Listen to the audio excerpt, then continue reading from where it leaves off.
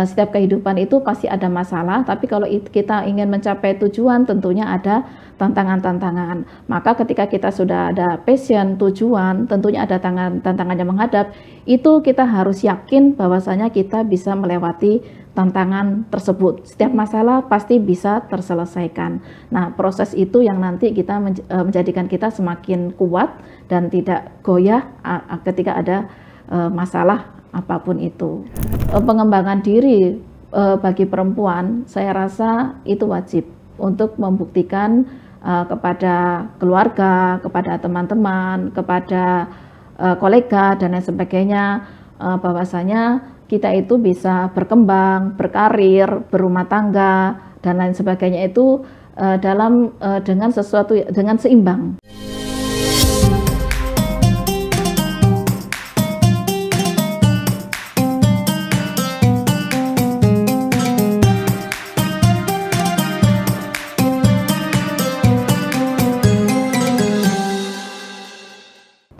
Assalamualaikum warahmatullahi wabarakatuh. Halo Tribuners, kembali lagi dalam podcast spesial Ramadan Wanita dan Islam dengan saya Garneta Lia. Dengan yang hadir di samping saya ada Profesor Dr. Nur Lailatul Musyafaah LC.MAG atau yang akrab disapa Prof. Ila. Beliau merupakan Direktur dari Pusat Studi Konstitusi dan Legislasi atau Puskolegis Fakultas Syariah dan Hukum UIN Sunan Ampel Surabaya. Beliau juga merupakan Ketua dari Rumah Publikasi UIN Sunan Ampel Surabaya. Dalam podcast ini akan kami temani 20 menit ke depan untuk membahas topik mengenai gender, khususnya untuk kali ini Prof. Ila kita akan membahas tentang peluang dari perempuan dalam membangun karir. Nah, Prof. Ila, sebelum memulai dari pembahasan kita kali ini, dari Prof. Ila sendiri, selamat datang kami ucapkan dan bagaimana kabarnya Prof. Ila? Alhamdulillah baik, Mbak Neta. Alhamdulillah ya Prof. Untuk kali ini dalam topik peluang perempuan untuk membangun karir adalah yang pertama dari perempuan sendiri, dari gender itu sendiri. Dalam hal ini apa sih Prof urgensi dari perempuan untuk membangun karir dan juga untuk memperoleh pendidikan itu sendiri? Oke, terima kasih Mbak Neta. Alhamdulillah kita diciptakan sebagai perempuan. Allah menciptakan laki-laki dan perempuan tentunya memiliki manfaatnya masing-masing, dan kita diciptakan sebagai perempuan harus bangga dan bersyukur atas hal tersebut. Dan tentunya laki-laki dan perempuan memiliki hak yang sama ya. Ada hak hidup, hak pendidikan, hak berkarir, itu peluangnya sama-sama besar. Semuanya pasti bisa sesuai dengan kemampuan masing-masing. Jadi memang untuk urgensinya sendiri, perempuan itu memang untuk memperoleh pendidikan juga diperlukan ya Prof? Iya, betul sekali. Dan itu kalau dalam agama Islam sendiri, kewajiban menuntut ilmu itu harus baik untuk laki-laki dan perempuan, baik dari kecil sampai kita meninggal dunia. Berarti memang untuk memperoleh pendidikan itu sendiri sejak kecil, iya betul. Sampai di ketika perkuliahan itu sendiri, biasanya kan kita menemukan adanya stigmatisasi untuk perempuan sendiri, itu tidak perlu untuk kuliah seperti itu. Nah, bagaimana tanggapan dari Prof. Ila berkaitan dengan ini? Iya, jadi alhamdulillah pada kita saat ini peluang kita untuk meningkatkan jenjang pendidikan kita itu sangat besar. Itu tentunya berproses ya. Bahkan boleh saya cerita dari sejarah mungkin perempuan dalam Islam ya? Iya, boleh. Dalam sejarahnya sebelum Islam datang pada masa jahiliyah itu kan perempuan bahkan tidak punya hak hidup, ada yang dikubur mati hidup-hidup ya, itu kan berproses. Nah, kemudian diajarkan bahwasanya perempuan juga punya hak untuk hidup sebagaimana laki-laki.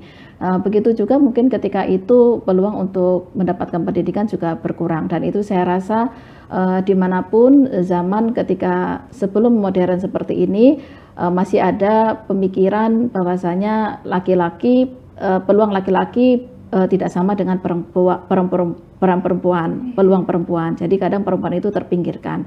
Tapi alhamdulillah sekarang peluangnya semakin besar dan kita bisa meraih pendidikan sebesar apa yang diraih oleh laki-laki. Jadi sudah tidak ada lagi bias. Ya, meskipun ada, tapi mungkin beberapa masih tidak separah dahulu, dan saya rasa sekarang itu sudah hampir merata ya untuk laki-laki dan perempuan. Betul, Prof. Tapi ketika perempuan itu menempuh jenjang pendidikan tinggi seperti ya di perkuliahan itu kerap kali menemukan adanya persaingan, Prof. Baik itu antar gender sendiri dengan perempuan ataupun dengan laki-laki. Nah, dari Prof Ila sendiri bagaimana tanggapannya ketika persaingan itu mahasiswa ini mendasari dalam bagaimana perempuan fokus dalam mendalami karirnya ke depannya seperti itu? Ya, sebenarnya memang saingan itu mungkin ada yang positif, ada yang negatif. Itu bagaimana tinggal kita melihatnya. Ketika ada tantangan itu tergantung bagaimana kita bersikap. Tentunya kalau kita ingin sukses, kita harus bisa melewati tantangan tersebut. Mungkin masih ada di lingkungan kita yang masih mendiskriminasikan kita sebagai perempuan. Tapi tantangan itu menjadi peluang bagi kita untuk membuktikan bahwasanya kita itu bisa, bahwasanya kita itu tidak dianggap lemah karena fisik kita, tapi kita punya kemampuan yang ternyata kita bisa bersaing ya antara perempuan sendiri atau dengan yang laki-laki sendiri. Jadi untuk fisik atau gender atau perbedaan jenis kelamin laki-laki dan perempuan itu bukan masalah utama dalam meraih kesuksesan. Yang penting adalah kemampuan kita untuk mencapai hasil yang terbaik, begitu. Oh iya, baik Bu. Kalau ini Prof, biasanya kan sebelum menemukan persaingan itu dalam perkuliahan pasti persaingannya dengan diri sendiri juga. Betul, Prof. Apalagi seorang perempuan pasti juga akan dihadapi dengan yang mereka inginkan dalam diri mereka sendiri, tapi juga ada tuntutan yang lainnya seperti keluarga atau yang lain sebagainya. Nah, dalam hal ini Prof, bagaimana sih cara kita menentukan passionnya dari kita sendiri? Sebenarnya passion di dalam kita sendiri itu apa sih gitu? Ya betul, itu memang mungkin kita ada pemahaman teman-teman atau pemahaman seseorang itu kan berbeda-beda. Ada yang dia merasa kecil, merasa tidak percaya diri, sehingga merasa tidak bisa, sehingga kita ketika disudutkan atau ketika ada ucapan yang semakin menyudutkan dia, mungkin dia akhirnya mengiyakan gitu.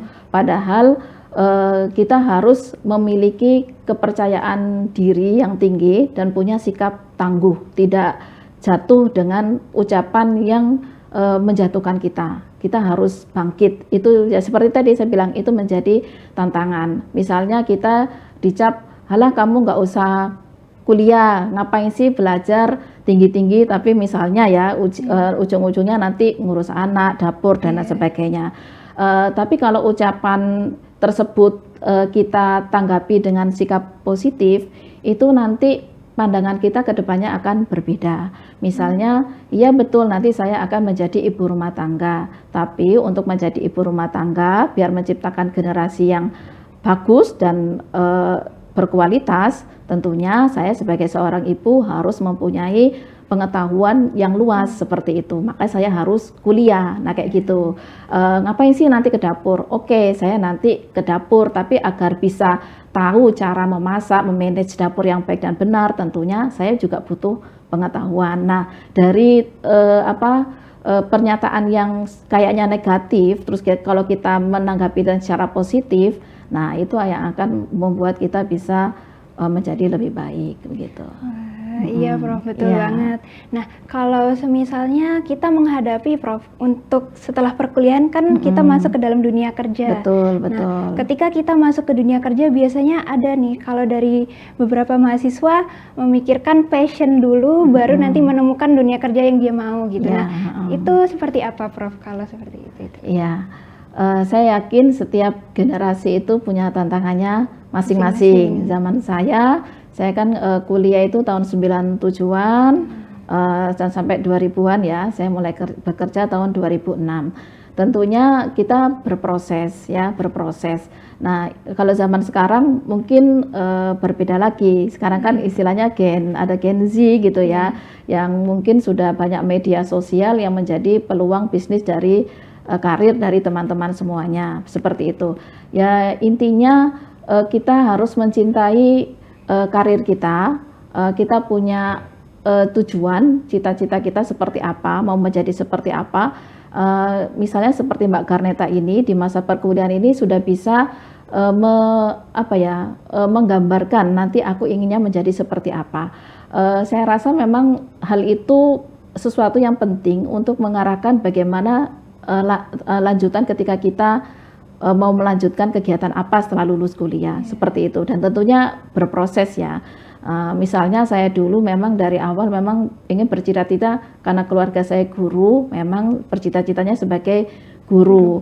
Dan ketika sudah lulus, ketika waktu itu kebetulan 2001 dari Al-Azhar itu Mesir, nah ada peluang menjadi pengajar di Bandung seperti itu. Nah tentunya itu berproses ya, saya mengajar di situ. Nah ketika ada ngajarnya pagi sampai siang, kemudian ada waktu untuk kuliah lagi. Nah, saya kuliah lagi seperti itu di UIN Sunan Gunung Jati Bandung. Nah, kemudian ketika ada peluang waktu itu menjadi dosen. Nah, itu kan tidak jauh beda dengan karir untuk guru kan. Nah, akhirnya saya mendaftar menjadi dosen dan alhamdulillah sekarang seperti ini. Dari pengalaman tersebut menjadi keyakinan saya pribadi dan mungkin bisa menjadi gambaran untuk teman-teman semuanya. Ketika kita ada cita-cita, pasti ada usaha ke sana dan kemudian tentunya secara nggak langsung itu nanti sama Allah itu, sama Tuhan kita itu kita diarahkan seperti apa sih jalanmu untuk ke situ begitu.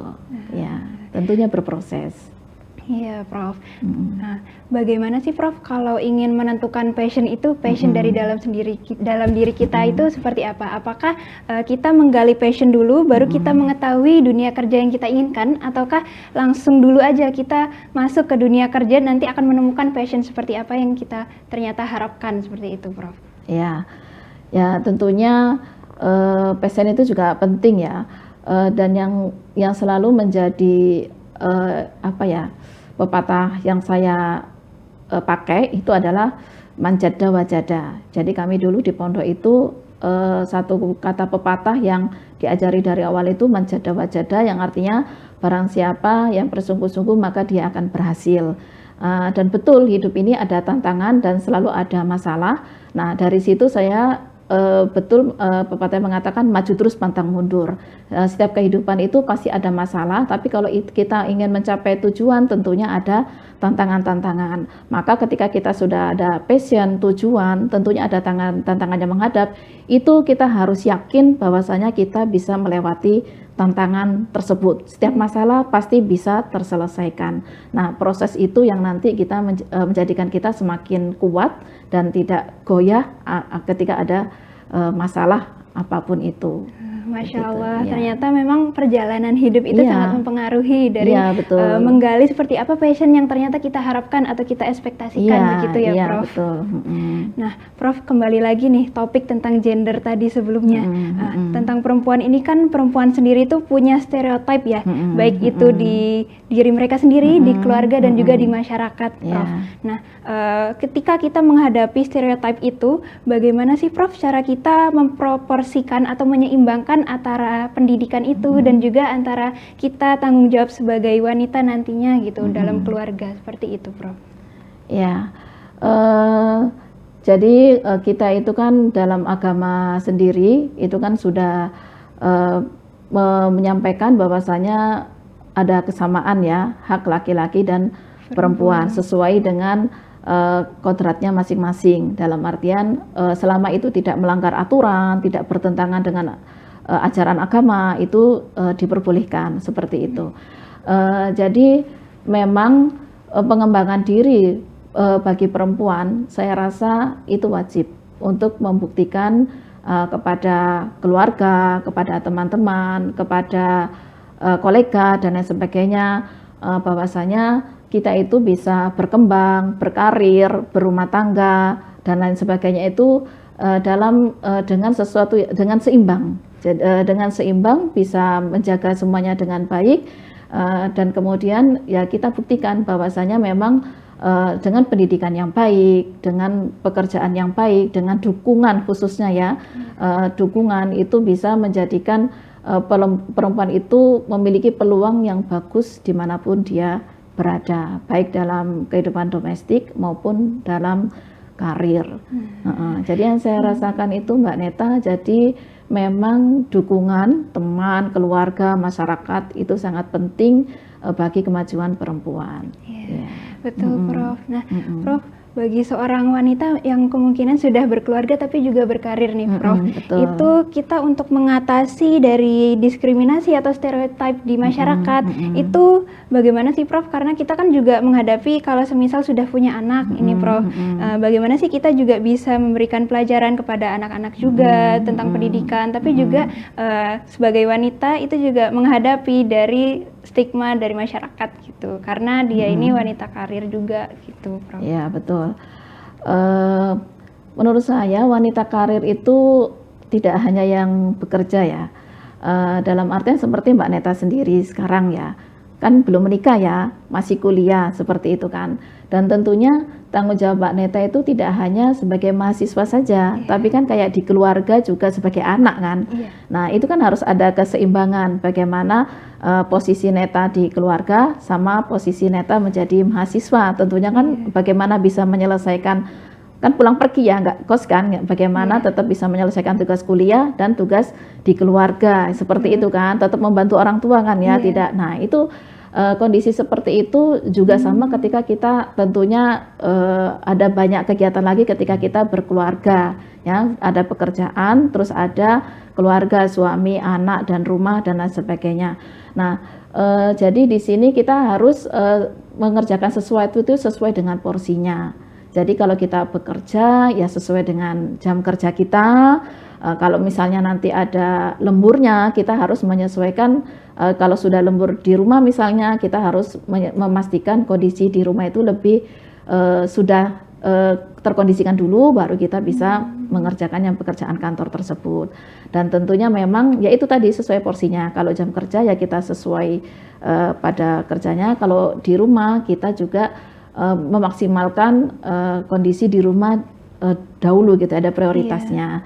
Nah kemudian tentunya ketika kita punya anak misalnya kan kita tinggal kerja dan lain sebagainya, itu tentunya setiap keluarga punya masalahnya masing-masing dan mungkin punya solusi masing-masing, dan kami bersyukurnya sekarang itu kan banyak di sana fasilitas-fasilitas yang bisa menampung anak ya, maksudnya bisa misalnya ada kantor itu kadang sudah ada penitipan anaknya seperti itu, jadi kan bisa sekantor dengan ibunya anaknya misalnya seperti itu ya, atau di dekat rumahnya dia sudah mulai ada fasilitas-fasilitas seperti itu. Jadi itu akhirnya perempuan sekarang itu saya rasa bisa menyesuaikan, bisa berkarir dan juga bisa kondisi rumah tangganya baik-baik saja. Jadi itu semua bisa diatur sesuai porsinya ya, Prof? Bisa, dan tentunya kadangkala itu ada nilai positif yang saya rasakan, misalnya anak itu kan melihat contoh orang tuanya ya, misalnya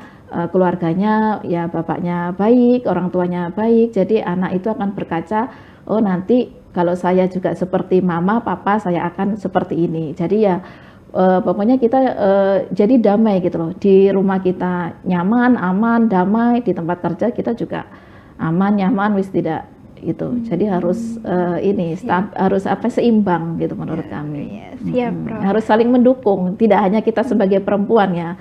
Kalau di keluarga kita juga punya anggota keluarga, nah itu harus saling mendukung, keluarga anggota lain mendukung kita juga mendukung mereka. Misalnya kita punya anak belajar, ya sudah kita dampingi belajarnya, kebutuhannya apa kita penuhi seperti itu ya, mereka juga akan mendukung kita. Support seperti itu penting, penting. Di tempat kerja juga begitu. Jadi mereka memahami, misalnya kita punya anak kecil repot, kemudian misalnya lagi rapat ada mungkin telepon darurat atau apa gitu ya, support gitu. Kalau dari Prof Ila ini ada nggak sih tantangan yang terbesar, terberat dari Prof Ila atau dari beberapa perempuan dalam hal karir dan juga dalam hal keluarga dan yang diinginkan dari diri sendiri juga, Prof, gitu. Iya, tantangan itu pasti ada ya, pasti ada suka dukanya seperti itu ya. Kadang saya itu masih merasa nggak pede, misalnya kita sebagai perempuan terus di lingkungan yang banyak laki-lakinya, terus kita misalnya memimpin seperti itu. Nah, ada tantangan Mas, memang ada rasa seperti itu karena mungkin ya masih ada masukan yang pemahaman kita dahulu bahwasanya mungkin yang menjadi pemimpin hanya bisa laki-laki. Nah, ketika kita ternyata menjadi, misalnya sekarang kan menjadi ketua, terus meskipun di sana ada laki-laki dan perempuan, tapi kemudian kalau mayoritas laki-laki kadang masih ada rasa mindernya. Nah, seperti itu ya kita harus memasukkan nilai-nilai positif dalam pikiran kita bahwasanya kita menjadi ketua itu karena mampu seperti itu. Jadi itu, dan kita harus menunjukkan tanggung jawab kita, kemampuan kita seperti apa. Jadi tantangan menjadi peluang begitu kan. Gitu. Terus yang dulu ketika punya anak itu jadi ketika rasa muncul keibuan itu kadang-kadang memang ketika punya anak pertama kali itu kadang kita kayak nggak bisa lepas gitu dari anak kita. Jadi memang kita ada cuti, setelah cuti itu ketika kita masuk kerja, nah itu sepertinya suatu hal yang sangat berat ya, sangat berat gitu. Tapi ya memang kita waktu itu sudah mengkondisikan, jadi dengan suami, dengan anak sendiri kita sampaikan meskipun masih bayi, nanti ditinggal mama begini-begini gitu ya sama masa kerja. Nah tapi ya setelah terbiasa ya sudah oke-oke saja begitu. Kalau dari tantangan pasti ada ya Prof? Pasti, maju terus pantang mundur. Iya. Mungkin ini yang terakhir Prof. Iya. Kalau tadi kan kita bahas seputar peluang itu. Nah, peluang dari peran perempuan ini Prof dalam meniti karir dan juga berpendidikan itu sejauh apa sih Prof peluang dari gender perempuan ini Prof? Oke. Terakhir. Ya, sekarang itu sudah banyak dukungan dari pemerintah, masyarakat tentang peluang, ya ini peluang jaya. Jadi untuk wanita berkarir, jadi misalnya dalam untuk pemilihan pilkada atau pemilu itu kan sudah ada berapa persen itu dari perempuan. Dan ketika peluang apapun itu sudah tidak bisa pekerjaan, itu kadang sudah tidak melihat gender lagi. Kalau tes-tes itu siapapun yang daftar asal memenuhi syarat, tidak ada syarat laki-laki dan perempuan kan. Nah, nanti ketika nilainya sudah sesuai ya dia bisa masuk-masuk aja. Tapi memang ada beberapa yang mungkin misalnya dalam beberapa karir itu ditentukan gendernya. Misalnya kayak mau bekerja di PAUD misalnya kadang-kadang lebih banyak dibutuhkan, malah lebih banyak dibutuhkan perempuan gitu kan. Nah, seperti itu ya kita menyesuaikan peluang dari hal tersebut. Jadi saya rasa sekarang itu peluangnya sudah sangat banyak sekali, tidak ada terlalu bias ya antara laki-laki dan perempuan, tapi tentunya wilayah itu dan pemahaman masyarakat itu akan sangat mempengaruhi. Bisa jadi wilayah perkotaan itu akan berbeda dengan wilayah pedesaan gitu. Jadi mungkin ya tentunya dengan adanya pendidikan dan peluang pekerjaan yang sama, itu nanti harapan kita sudah tidak ada lagi bias gender. Oke, baik Prof. Ini sangat bermanfaat sekali dan juga berbobot untuk topik kita kali ini. Peluang perempuan untuk membangun karir tadi sudah disampaikan oleh Prof Ila bahwasannya porsi yang diberikan itu sudah seimbang, baik itu untuk laki-laki dan juga untuk perempuan, dan dalam meraih passion itu sendiri itu juga bisa digapai melalui perjalanan hidup ya Prof. Iya, gitu. betul. Karena peran pendidikan itu penting bukan hanya untuk diri sendiri, bukan hanya untuk orang lain, tapi juga untuk keluarga dan anak-anak nantinya. Iya, itu betul. Prof. Nah, tidak terasa sudah 20 menit berjalan, kita membuka dari podcast bersama dengan Prof Ila tentang peluang perempuan untuk membangun karir. Semoga bermanfaat untuk kita semua. Dari saya cukup, Garneta Lia. Wassalamualaikum warahmatullahi wabarakatuh.